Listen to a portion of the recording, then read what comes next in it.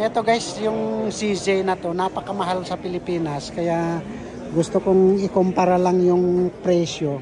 Tignan natin. Ito yung ZZ Shadow 2. Ito.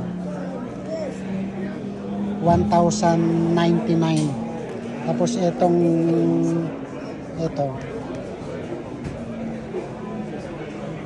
na customize kasi itong trigger nito at saka itong follower niya, sabi nung nagtitinda, kaya mas mahal, 1,549. Tapos ito yung talagang regular lang na CC Shadow 2. Kita nyo naman, pero ito optic ready.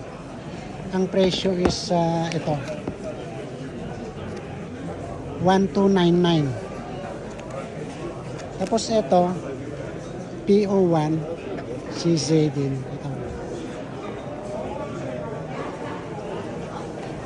is $999. $1,000 guys. Kasi doon sa mga vlog na nakikita ko sa Pilipinas is itong Shadow 2 na to is napakalaking diferensya ng presyo.